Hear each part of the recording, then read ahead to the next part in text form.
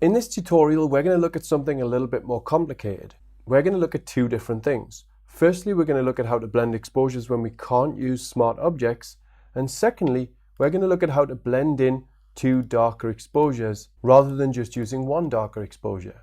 So here we have a base exposure. It has some overexposed sky, so we want to take that from a dark exposure and replace it. And then we have some slightly overexposed areas here in the sky, so we can take that from an even darker exposure and replace that.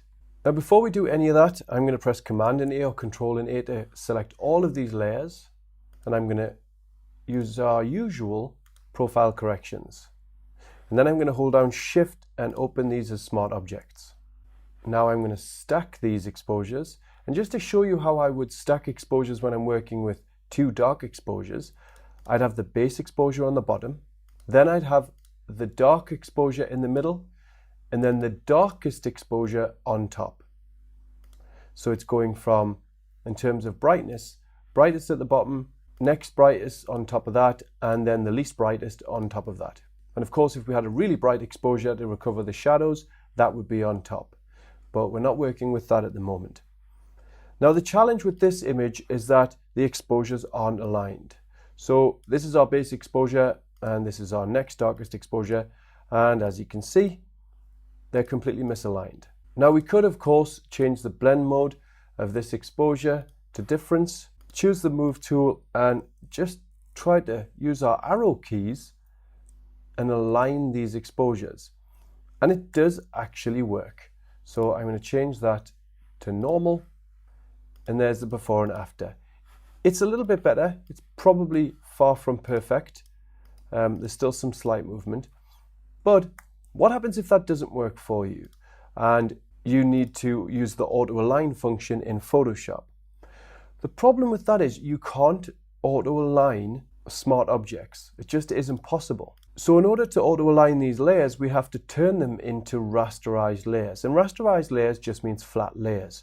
So if we right click and choose rasterized layers, we would flatten these layers. They wouldn't be smart objects anymore. But here's the problem with that. With rasterized layers, we can't match or pre-mask because we don't have access to Adobe Camera Raw. So how do we get around that? Well, essentially we do all of that work before rasterizing our layer. So we need to create a layer called pre-mask, and this is going to create our pre-mask. Because if you look in the sky, it isn't particularly bright. So when we create a mask from that sky, you're going to have a lot of information in the mask that isn't going to be selected, like this area up here. So we want to create a pre-mask layer, which is going to give us a good selection of the sky.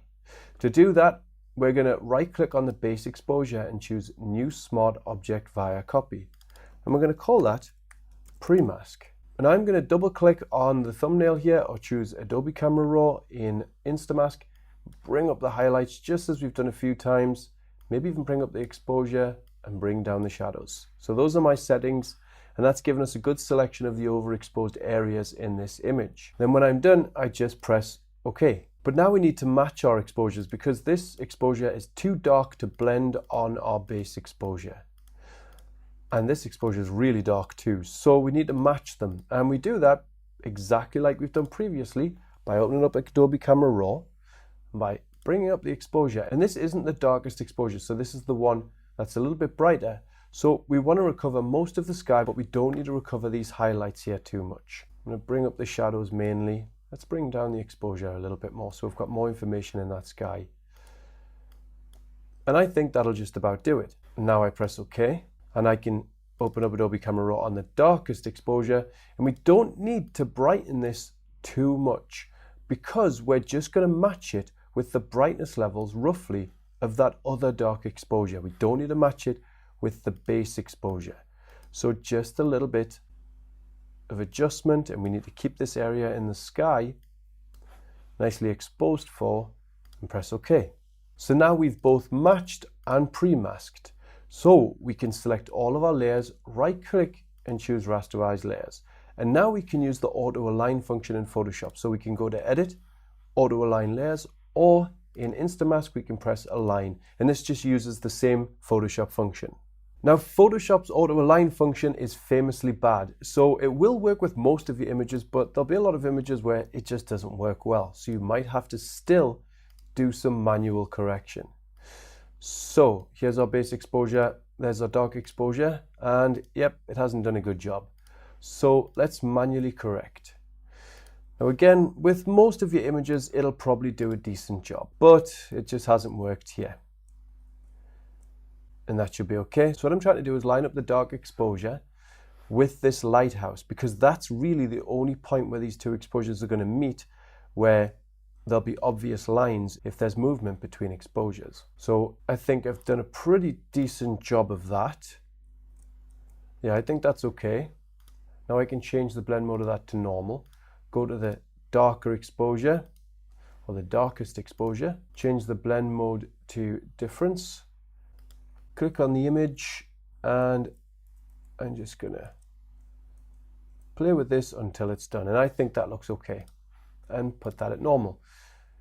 And these two, the pre-mask and the base exposure, will already be aligned because they're from the same image. So now we have more or less aligned our exposures.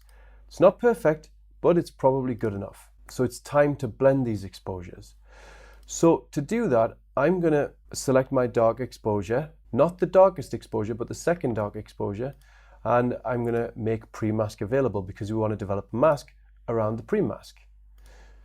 So I'm going to choose Brights 1. It just needs a little bit of adjustment so it doesn't select any of this cliff along here.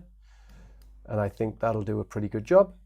Press select, and of course black mask, hide the marching ants, show the layer, choose a white brush, and a large white brush at that, and just mask in the darker exposure like we've done previously.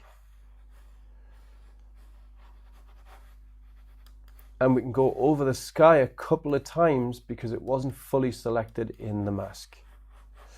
And I think that looks pretty good. Now we can press deselect to deselect our active selection, and we can make the pre-mask invisible. When we've done that, watch how natural the blend becomes. And that's because we matched our exposures previously. Now we want to blend in the highlights in this area in the sky. And so that's quite easy. We keep our darkest exposure invisible, but now we keep our dark exposure visible that we've just blended. Because if we build a mask around this base exposure, we're going to get a big selection of the sky, but we just want to select this smaller area. So if we make our dark exposure invisible that we've just blended in and choose Brights 1, so now much of the sky isn't selected in the mask, but look how bright that area is. It's not super bright, but by bringing along our highlight slider, we can make it selected. And when we press select, we can do what we always do and hide the marching ants. And I'm going to create a smaller brush. So that's about 1250 pixels. And now I can paint in that darker exposure in those brighter areas that were selected in the mask. And I'm going to go over the whole sky, but mainly just this horizon area is going to be affected. And I can do that area one more time, and that should just about do it. Just trying to make a nice, dramatic, even sky. So we have actually affected much of the sky here, but I think that looks pretty good.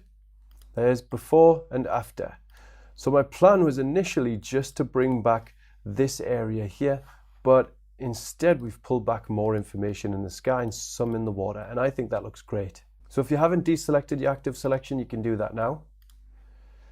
And let's press Z on our keyboard, or Z if you're American, and zoom in to that lighthouse.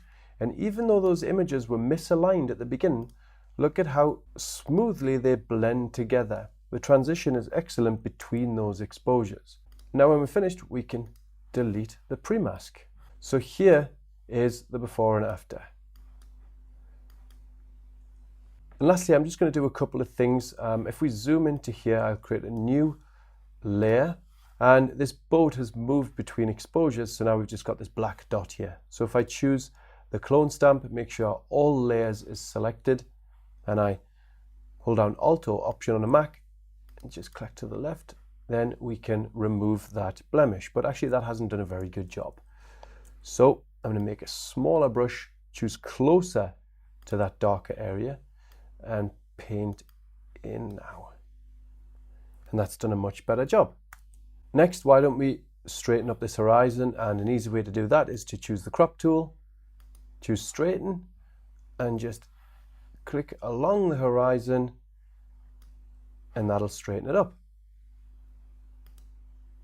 And of course we haven't cropped it fully because there's still a little bit of space there, so I can bring down the crop slightly. And there we have it, our final blended image. And now of course we can start our contrast adjustments and add whatever things we need to make this a more beautiful image.